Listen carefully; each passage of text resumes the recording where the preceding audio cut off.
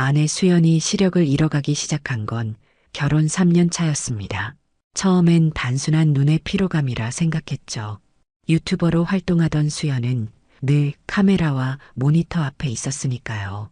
하지만 병원 진단은 예상보다 심각했습니다. 망막에 문제가 생겨 점차 시력을 잃을 수 있다는 거였어요. 민우야, 나 앞이 잘 안 보여. 몇 달 안에 실명할 수도 있대. 그날 밤 수연이 내 품에 안겨 울던 모습이 아직도 생생합니다. 31살 한창 뷰티 유튜버로 성장하고 있던 그녀에게 이 일은 너무 가혹했죠. 모든 것이 무너지는 순간이었습니다. 아내의 눈물을 닦아주면서 그때 결심했어요. 무슨 일이 있어도 수연이를 지켜야겠다고. 걱정 마, 내가 있잖아. 우리 같이 이겨내자. 회사의 이야기에 재택근무로 전환했습니다. 디지털 마케터였던 저는 다행히 원격으로도 일할 수 있었죠. 수연이는 채널 운영을 중단했고 매일 병원에 데려다주고 약을 챙기고 일상생활을 돕는 것이 제주된 일과가 되었습니다. 민우 씨, 당신 같은 남편 찾기 어려워요. 정말 대단하세요. 처가 쪽에서 자주 듣는 말이었습니다만 저는 그저 당연한 일을 하고 있다고 생각했어요. 결혼할 때 맹세했잖아요. 아플 때나 건강할 때나 함께 하겠다고. 게다가 수연이의 상태는 나날이 악화되고 있었습니다. 약시에서 시작해 이제는 거의 형체만 겨우 구분할 수 있을 정도라고 했어요. 여보, 내가 내 눈이 될게. 매일 아침 수연이의 손을 잡고 이렇게 말했습니다. 집안 곳곳에 점자 스티커를 붙이고 음성인식 기기들을 설치했죠. 모든 물건의 위치를 일정하게 유지하는 것도 중요했고요. 수연이가 조금이라도 편하게 지낼 수 있도록 모든 신경을 썼습니다. 안과 전문의인 김재성 박사는 유명한 의사였습니다. 국내 최고의 안과 중 하나인 서울 밝은미래 안과병원의 공동대표였죠. 처음에는 여러 의사들을 만났지만 결국 재성 박사에게 정착했어요. 그는 수연이의 상태를 세심하게 살피며 희망을 주었습니다. 최선을 다해보겠습니다. 완전한 실명까지는 막을 수 있을 겁니다. 그의 말에 작은 희망이라도 붙잡고 싶었습니다. 수연이의 모든 진료 일정을 꼼꼼히 기록하고 약물 치료 시간을 분 단위로 지켰어요. 때론 부작용으로 인한 수연이의 감정 기복도 견뎌야 했습니다. 울고 화내고 절망하는 수연이를 안아주는 일이 많았죠. 나 같은 애물단지를 왜 곁에 두는 거야? 수연이가 종종 이렇게 물을 때면 항상 같은 대답을 했습니다. 사랑하니까. 그게 전부야. 친구들은 내가 너무 헌신적이라며 걱정했지만 그건 이해할 수 없는 소리였어요. 사랑하는 사람이 고통받고 있는데 어떻게 외면할 수 있겠어요? 32년을 살면서 처음으로 누군가를 온전히 사랑한다고 느꼈습니다. 그 사람이 수연이었고 지금 그녀는 나를 필요로 하고 있었어요. 일상은 단조로웠습니다. 아침에 일어나 수연이의 약을 챙기고 식사를 준비하고 재택근무를 하면서도 수시로 수연이의 상태를 확인했어요. 오후에는 병원에 갔다가 저녁 식사를 함께하고 수연이가 좋아하는 오디오북을 틀어주는 게 하루 일과였습니다. 하지만 최근 들어 뭔가 이상한 점들이 눈에 띄기 시작했습니다. 아주 작은 것들이었지만 자꾸만 위화감이 들었어요. 처음에는 그저 제 착각이라고 생각했습니다. 하지만 그 작은 의심의 씨앗은 점점 자라나고 있었어요. 처음 의심이 들기 시작한 건 사소한 일에서였습니다. 어느 날 저녁 TV 리모컨의 위치를 조금 바꿔놓았는데 수연이가 평소처럼 거실로 나와 아무런 망설임 없이 정확히 리모컨을 집어들었어요. 실명 직전이라고 했는데 어떻게 그럴 수 있을까요? 여보, 리모컨이 어디 있는지 어떻게 알았어? 무심코 던진 질문에 수연이는 살짝 움츠러들었습니다. 그냥 느낌이 왔어. 매일 같은 자리에 있으니까 습관적으로 알게 되는 것 같아.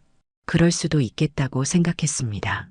시각 장애인들은 다른 감각이 발달한다고 하니까요. 하지만 그 후로도 비슷한 일들이 계속 이어졌어요. 제가 의도적으로 물컵의 위치를 바꿔 놓아도 수연이는 정확히 그 자리를 찾아냈고 심지어 휴대폰도 정확히 집어들었습니다. 정말 놀라워. 거의 초능력 수준인데 병원에서 훈련을 많이 받았어.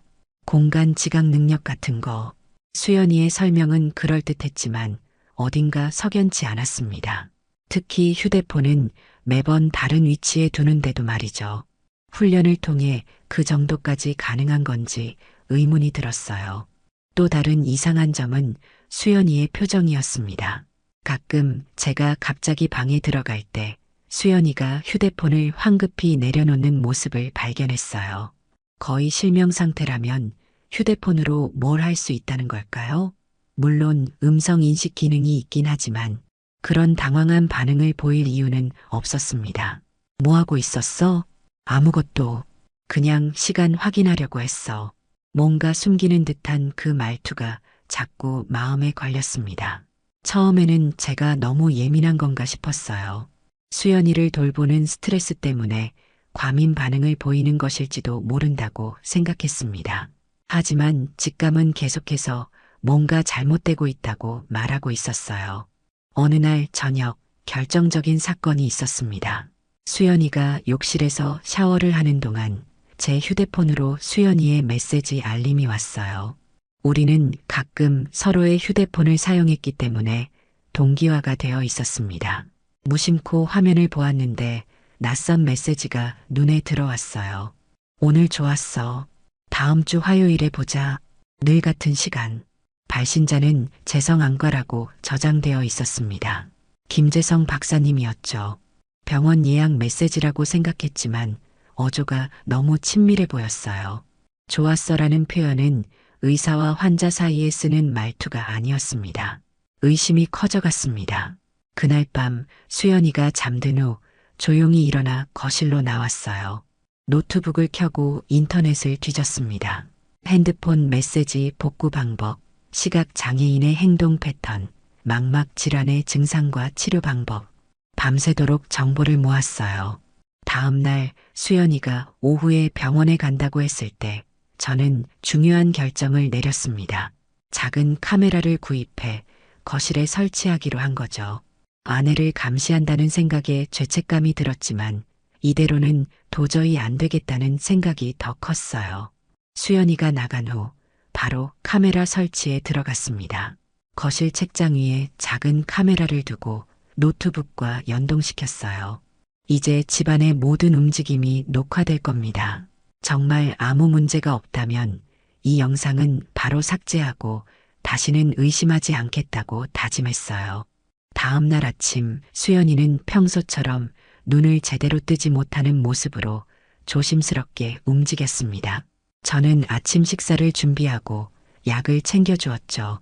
어젯밤 설치한 카메라에 대한 죄책감에 조금 어색하게 행동했을지도 모르겠습니다. 민우야, 괜찮아? 좀 이상한 것 같은데. 수연이의 질문에 가슴이 철렁 내려앉았어요. 설마 카메라를 발견한 걸까요? 아니야, 그냥 좀 피곤해서 그래. 어제 잠을 잘 못 잤거든. 그래, 내가 약 먹고 난 후에 잘 때가 많아서 미안해. 혼자 고생하는 것 같아. 수연이의 따뜻한 말에 마음이 더 무거워졌습니다. 내 의심이 모두 착각이기를 바랐어요. 혹시라도 내가 잘못 생각하고 있다면 이 모든 의심을 지우고 다시 수연이를 온전히 신뢰하겠다고 다짐했습니다. 오늘은 병원에 안 가? 아니, 내일 가기로 했어. 오늘은 좀 쉬고 싶어? 수연이의 말에 고개를 끄덕였습니다. 오늘 하루 재택 근무를 하면서 수연이의 행동을 살필 수 있을 것 같았어요. 하지만 곧 상황이 바뀌었습니다. 민우야, 오늘 회사 안 나가도 돼? 응, 오늘은 재택이야. 왜? 아, 그럼 마음대로 못 쉬겠네. 수연이의 말에 의아했지만 곧 그녀가 이어 말했습니다. 그냥 혼자 있고 싶어서. 요즘 너무 의존적인 것 같아서 오늘은 혼자 지내보려고. 그 말이 합리적으로 들렸습니다. 실제로 심리치료사도 시각 장애인들에게 적당한 독립성을 유지하는 것이 중요하다고 했으니까요. 알았어. 그럼 나 잠깐 카페에 가서 일할게. 점심때쯤 돌아올까? 아니, 저녁까지 혼자 있고 싶어. 점심은 냉장고에 있는 걸로 먹을게. 조금 이상했지만 수연이의 바람을 존중해주기로 했습니다. 노트북과 필요한 물건들을 챙겨 집을 나섰어요. 하지만 실제로는 근처 카페로 가지 않았습니다. 대신 주차장에 있는 차 안으로 들어가 노트북을 켰어요. 카메라 영상을 실시간으로 확인할 수 있었거든요. 처음 1시간 정도는 아무 일도 일어나지 않았습니다. 수연이는 소파에 앉아 오디오북을 듣고 있었어요. 모든 것이 평범해 보였습니다. 그러다 갑자기 수연이가 일어났어요. 그리고 놀라운 일이 벌어졌습니다. 수연이는 지팡이 없이 전혀 더듬거리지 않고 부엌으로 향했어요. 냉장고에서 물을 꺼내 마시고 거실로 돌아왔습니다. 그녀의 동작은 마치 완벽하게 볼 수 있는 사람의 움직임이었어요. 어떤 망설임도 더듬거림도 없었습니다. 숨이 막혔습니다. 이게 무슨 상황인지 이해할 수 없었어요.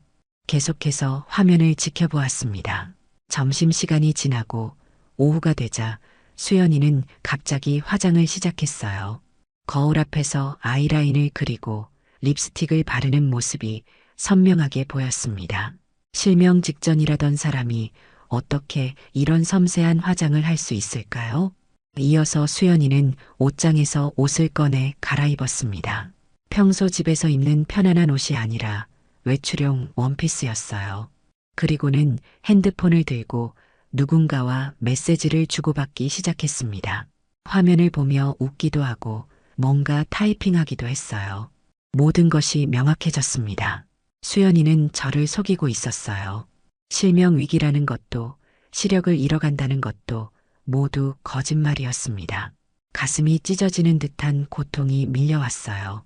3년간 온 마음을 다해 돌봐온 아내가 제게 이런 거짓말을 하고 있었다니.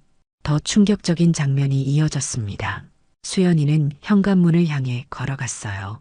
그리고 밖으로 나가기 전 갑자기 다시 지팡이를 짚고 몸을 구부정하게 만들었습니다. 마치 연기를 하듯이 말이죠. 그렇게 변신한 후에야 현관문을 열고 나갔습니다. 영상 속에서는 더 이상 수연이를 볼 수 없었지만 이미 충분했습니다. 모든 것이 거짓이었다는 사실이 확인되었으니까요. 하지만 아직 의문이 남아 있었습니다. 수연이는 왜 이런 거짓말을 했을까요? 그리고 지금 어디로 가는 걸까요? 자동차 시동을 걸었습니다. 수연이가 어디로 가는지 확인해야 했어요. 택시를 따라 약 20분을 달렸습니다. 강남 한복판, 서울 밝은 미래 안과병원 앞에서 수연이가 내렸어요. 병원에 간다는 말은 거짓이 아니었나 싶었지만 수연이는 병원으로 들어가지 않았습니다.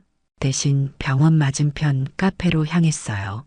여전히 지팡이를 짚고 조심스럽게 걷는 연기를 하고 있었습니다. 차를 주차하고 모자와 마스크로 변장한 채 그 카페로 들어갔습니다.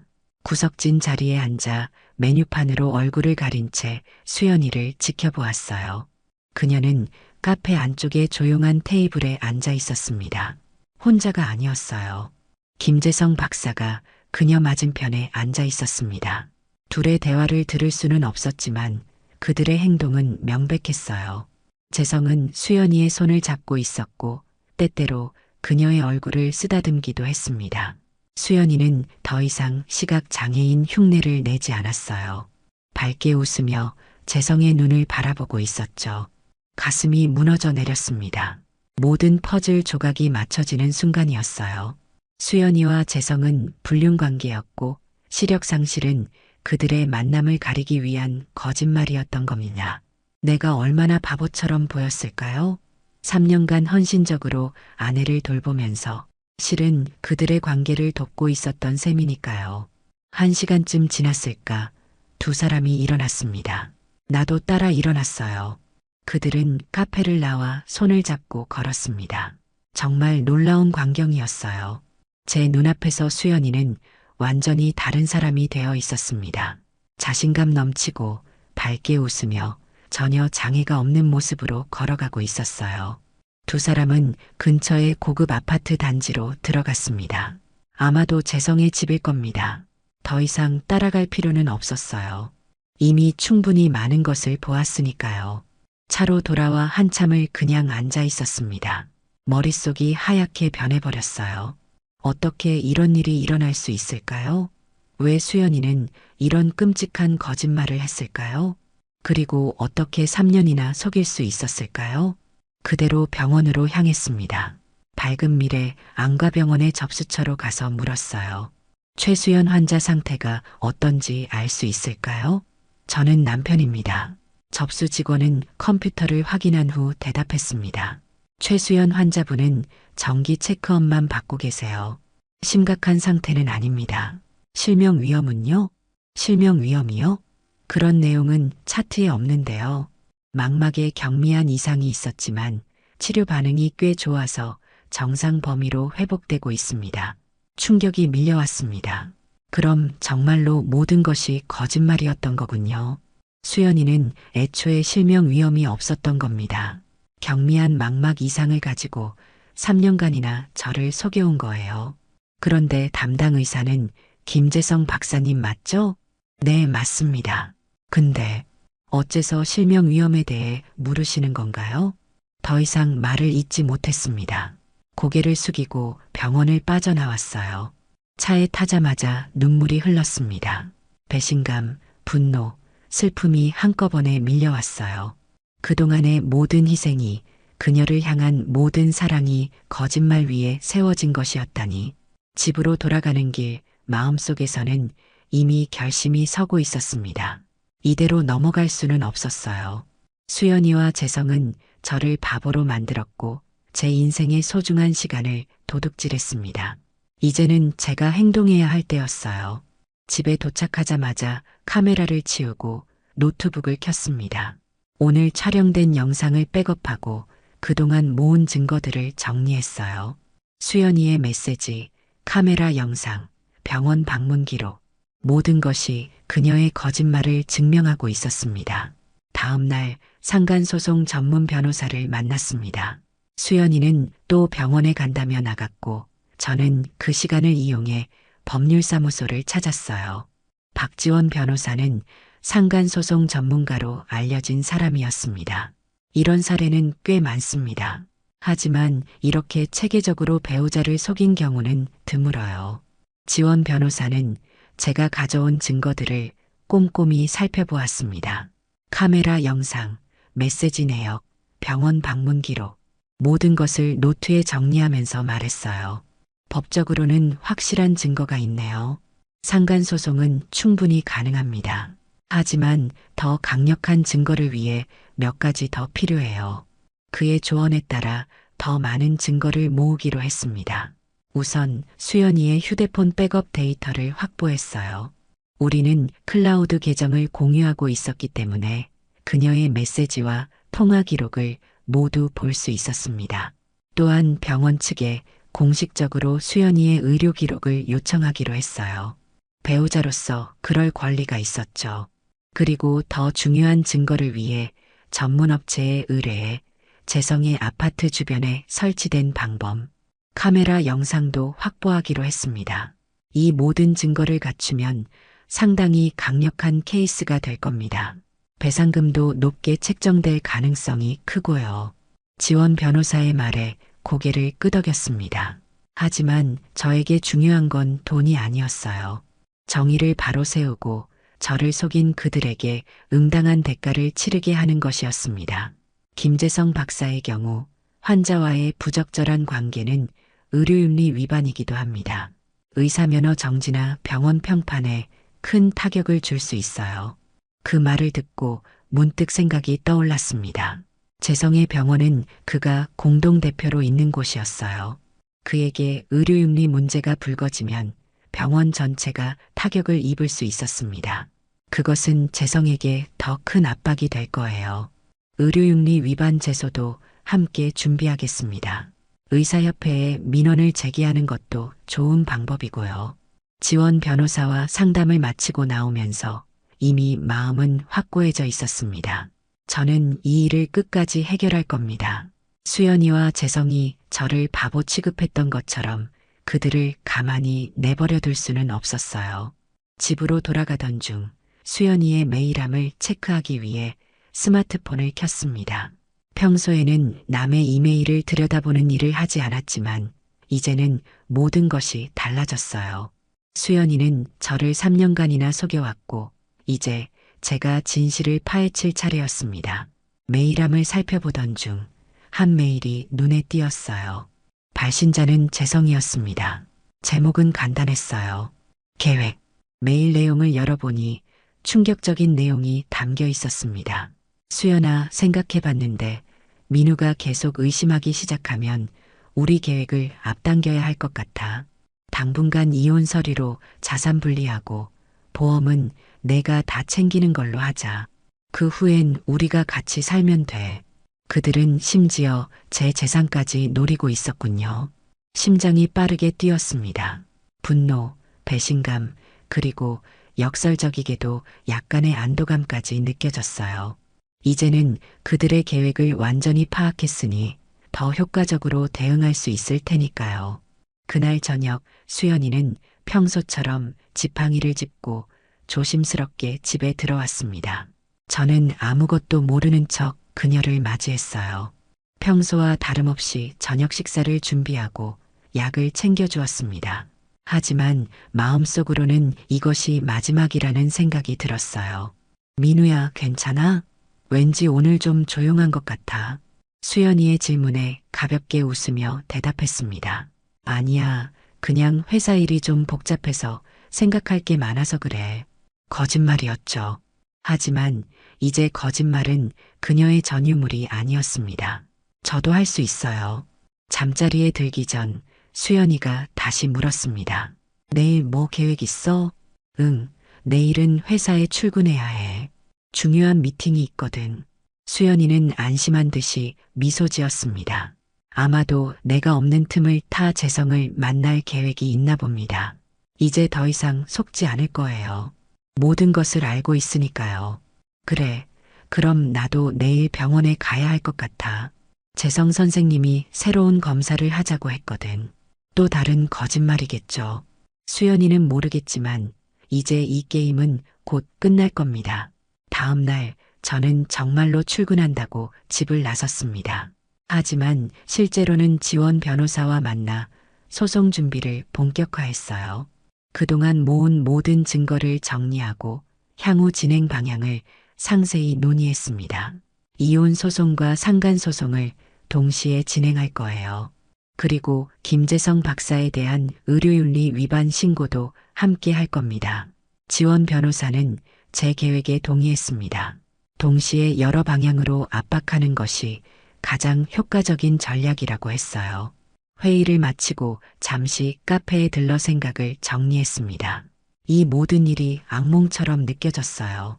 제가 그토록 사랑했던 사람이 저를 이렇게 배신하다니요. 가슴이 아팠지만 이제는 감정적으로 무너질 여유가 없었습니다. 냉정하게 이 상황을 끝내야 했어요. 갑자기 핸드폰이 울렸습니다. 화면을 보니 수연이었어요. 여보, 나 지금 어디냐? 회사야, 아까 말했잖아. 미팅 중이었어. 왜? 아, 미안. 그냥 확인하려고. 오늘 좀 늦게 들어갈 것 같아서. 그녀의 목소리에서 안도감이 느껴졌습니다. 제가 정말 회사에 있다고 믿은 모양이에요. 전화를 끊고 나니 메시지가 도착했습니다. 제가 설치한 감시 카메라 앱이었어요. 움직임 감지라는 알림과 함께 실시간 영상이 전송되었습니다. 서둘러 영상을 열어보니 수연이가 집에서 서류 가방을 뒤지고 있었어요. 그것도 제 서류 가방이었습니다. 평소에는 거실 한쪽에 두는 가방인데 실명 상태인 사람이 어떻게 그걸 정확히 찾을 수 있었을까요? 영상 속에서 수연이는 가방 안의 서류들을 하나씩 살펴보고 있었습니다. 가슴이 쿵쿵 뛰었습니다. 수연이가 무엇을 찾고 있는 걸까요? 카메라 각도를 조정해 좀 더 자세히 보니 그녀가 찾고 있는 건 우리 보험 관련 서류였어요. 아마도 재성과 계획했던 보험금 챙기기 작전의 일환인 듯 했습니다. 즉시 집으로 향했습니다. 하지만 직접 대면하기보다는 조용히 지켜보기로 했어요. 아파트 주차장에 차를 세우고 감시 카메라 앱으로 계속 상황을 지켜보았습니다. 수연이는 한참을 서류를 살펴본 후 몇 장을 복사해 자신의 가방에 넣었어요. 그리고 다시 지팡이를 짚고 시각장애인 흉내를 내며 집을 나섰습니다. 그녀를 다시 미행하기 시작했어요. 익숙한 경로였습니다. 병원 맞은편 카페를 향해 가고 있었어요. 역시나 재성이 그곳에서 기다리고 있었습니다. 두 사람은 서류를 함께 검토하며 대화를 나눴어요. 이번에는 좀 더 가까이 접근해서 그들의 대화를 들으려고 했습니다. 이거면 충분해. 이혼하면 보험금 분할 없이 내가 다 가져갈 수 있을 거야. 재성의 말이 희미하게 들렸습니다. 수연이도 뭔가 대답했지만 주변 소음 때문에 정확히 들을 수 없었어요. 두 사람은 자료를 챙겨 카페를 나섰고 재성의 차에 함께 탔습니다. 이제 더 이상의 증거는 필요 없었어요. 모든 게 명백했습니다. 수연이와 재성은 단순한 불륜을 넘어 저를 완전히 이용하려는 계획을 세우고 있었어요. 재산을 가로채는 것까지 노리고 있었던 겁니다. 차로 돌아와 한참을 그냥 앉아 있었습니다. 분노보다는 냉정함이 필요한 순간이었어요. 감정적으로 대응하면 그들의 함정에 빠질 수도 있으니까요. 대신 지원 변호사에게 전화의 상황을 설명하고 더 빠르게 소송을 진행하기로 했습니다. 서둘러야겠네요. 그들이 먼저 이혼 소송을 제기하기 전에 우리가 선제적으로 움직여야 합니다. 변호사의 말에 동의했습니다. 이제 더 이상 망설일 시간이 없었어요. 수연이와 재성의 계획보다 한 발 앞서 행동해야 했습니다. 이후 일주일간 모든 준비를 마쳤습니다. 지원 변호사와 함께 이혼 소송과 상간 소송 서류를 준비했고 동시에 김재성 박사에 대한 의료윤리 위반 신고도 의사협회에 제출했어요. 모든 증거는 완벽했습니다. 카메라 영상, 메시지 내역, 병원 기록, 그리고 그들이 보험금을 노리고 있다는 증거까지. 수연이에게는 아무 말도 하지 않았습니다. 평소처럼 재택근무를 하면서 그녀를 보살폈어요. 하지만 내면에서는 이미 모든 감정이 사라진 상태였습니다. 수연이는 제 눈에 더 이상 사랑하는 아내가 아니라 그저 저를 이용한 사기꾼에 불과했어요. 소송 서류가 접수된 날 수연이는 아침부터 병원에 가겠다며 준비하고 있었습니다. 저는 조용히 그녀를 지켜보았어요. 지팡이를 짚고 시력을 잃은 척하는 그 모습이 이제는 너무 뻔해 보였습니다. 오늘은 몇 시쯤 돌아올 거야? 치료가 길어질 수도 있어. 늦을 수도 있을 것 같아. 마지막 거짓말이었군요. 고개를 끄덕였습니다. 더 이상 말다툼은 필요 없었어요. 법원에서 모든 것이 밝혀질 테니까요. 수연이가 나가고 난 후 변호사에게 연락했습니다. 모든 절차가 시작되었다는 확인을 받았어요. 이제 남은 건 기다림뿐이었습니다. 첫 법정 심리 날 수연이는 여전히 아무것도 모르는 상태였어요.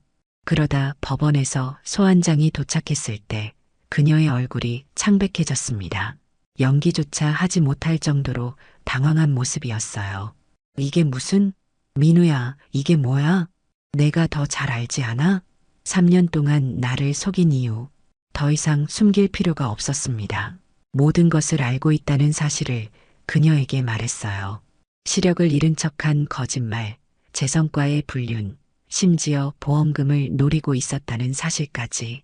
수연이는 처음에는 부정하려 했지만 제가 가진 증거들에 대해 언급하자 더 이상 말을 잇지 못했어요. 대신 갑자기 무릎을 꿇고 용서를 빌기 시작했습니다. 민우야, 제발. 내가 잘못했어. 용서해줘. 다시 시작하자. 하지만 이미 너무 늦었습니다. 제 마음은 다쳐버렸어요. 그저 냉정하게 대답했습니다. 법정에서 보자. 소송은 예상대로 진행되었습니다. 모든 증거가 완벽했기 때문에 재판부는 빠르게 결정을 내렸어요. 상간소송에서 김재성에게 3천만 원의 배상 판결이 내려졌고 수연이와의 이혼도 승인되었습니다. 위자료로 5천만 원을 청구할 수 있게 되었어요. 더 큰 타격은 의사협회의 결정이었습니다. 재성에게는 면허정지 3개월과 윤리징계 경고가 내려졌어요. 이 소식은 의료계에 빠르게 퍼졌고 밝은 미래 안과병원의 평판은 급격히 추락했습니다. 환자들이 줄어들고 예약이 취소되기 시작했죠.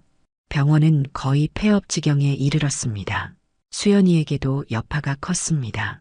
불륜 스캔들과 거짓말이 알려지면서 그녀를 아는 지인들도 등을 돌렸어요. 유튜버로서의 복귀도 불가능해졌습니다. 누가 거짓말쟁이를 신뢰하겠어요? 법정 밖에서 마주친 재성은 완전히 다른 사람이 되어 있었습니다. 자신감 넘치던 의사의 모습은 온데간데없고 초라하고 패배한 표정만 남아 있었어요. 그는 제게 말을 걸려고 했지만 저는 그냥 지나쳤습니다. 더 이상 그와 나눌 말이 없었어요. 마지막 재판이 끝나고 지원 변호사가 말했습니다. 이제 다 끝났습니다. 새 출발을 하세요. 고개를 끄덕였습니다. 이제 정말 모든 것이 끝났어요. 3년간의 거짓말, 배신, 그리고 분노와 복수의 시간까지. 이제는 앞으로 나아갈 때였습니다. 모든 법적 절차가 마무리된 후 저는 집 정리를 시작했습니다. 새로운 아파트를 계약했고 이사 준비를 하고 있었어요. 이 집에는 너무 많은 기억이 있었습니다. 수연이를 위해 설치했던 점자 스티커들, 음성 인식기기들, 모두 거짓말 위에 세워진 것들이었죠. 짐을 정리하던 중 결혼사진 앨범을 발견했습니다. 펼쳐보니 행복했던 순간들이 가득했어요. 정말로 그때는 행복했었나요? 아니면 그때부터 수연이는 저를 속이고 있었을까요? 이제는 알 수 없는 일이었습니다. 앨범을 박스에 넣으려다가 문득 한 가지 생각이 들었어요. 이걸 왜 가져가야 할까? 이제 더 이상 의미가 없는 추억들인데 결국 앨범은 버리기로 했습니다. 과거는 과거일 뿐 이제는 새로운 시작을 해야 할 때였으니까요. 마지막으로 수연이에게 이메일 한 통을 보냈습니다. 길게 쓰지 않았어요. 그저 제 마음을 간결하게 전달할 뿐이었습니다. 나는 널 사랑했지만 그 대가로 받은 건 상처뿐이야. 이제 각자의 길을 가자. 다시는 연락하지 마. 보내고 나니 묘한 해방감이 느껴졌습니다. 이제 정말 모든 것이 끝났다는 느낌이었어요. 이삿짐 센터 직원들이 마지막 박스를 트럭에 싣고 있을 때 수연이가 나타났습니다. 더 이상 지팡이도 시각 장애인 연기도 없었어요. 그저 지친 표정의 한 여자였을 뿐입니다. 민우야, 정말 가는 거야? 돌아보지 않았습니다. 대신 냉정하게 대답했어요. 이미 갔어. 3년 전에. 더 이상의 대화는 필요 없었습니다. 차에 올라타 시동을 걸었어요. 백미러로 보니 수연이가 그 자리에 서서 울고 있었습니다. 하지만 이제 그녀의 눈물은 저에게 아무런 의미가 없었어요. 너무 많은 거짓말을 본 후에는 진짜 감정조차 의심스러울 뿐이었으니까요. 새 아파트는 도시 반대편에 있었습니다. 완전히 새로운 시작을 위한 선택이었어요. 회사도 사직서를 내고 새로운 직장을 구했습니다. 디지털 마케팅 분야에서 제 경력은 꽤 좋은 평가를 받고 있었거든요. 이사를 마치고 새 아파트의 베란다에 서서 도시 풍경을 바라보았습니다. 이상하게도 분노나 슬픔이 사라지고 그저 평온함만 남아 있었어요. 마치 오랜 병을 앓다가 마침내 회복된 것 같은 느낌이었습니다. 수연이와 재성의 소식은 가끔 들려왔습니다. 재성은 병원을 정리하고 지방으로 내려갔다고 해요. 면허 정지가 풀렸지만 서울에서는 더 이상 환자를 구하기 어려웠겠죠. 수연이는 유튜브 복귀를 시도했지만 실패했다고 합니다. 댓글에는 그녀의 거짓말과 불륜에 대한 비난이 가득했대요. 그들의 이야기는 이제 저와 상관없는 일이었습니다. 제 삶은 이제 새로운 방향으로 나아가고 있었으니까요. 가끔은 어떻게 이런 일이 일어날 수 있었는지 생각합니다. 제가 뭔가 놓친 게 있었을까요? 수연이가 변한 순간이 있었을까요?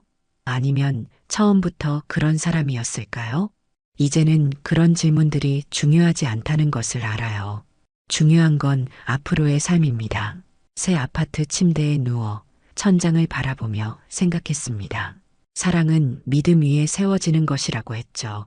거짓으로 지은 집은 결국 무너지게 되어 있습니다. 그 교훈만큼은 제 마음에 깊이 새겨두려고 해요. 창밖으로 보이는 밤하늘의 별들을 바라보며 내일의 새 출발을 기대했습니다. 이제 저는 더 이상 과거에 얽매이지 않을 겁니다. 앞으로 나아가는 것만이 중요하니까요. 카메라는 제 뒷모습을 따라가고 눈에는 복수의 흔적조차 없이 새로운 삶으로 향하는 결연함만 남아 있었습니다.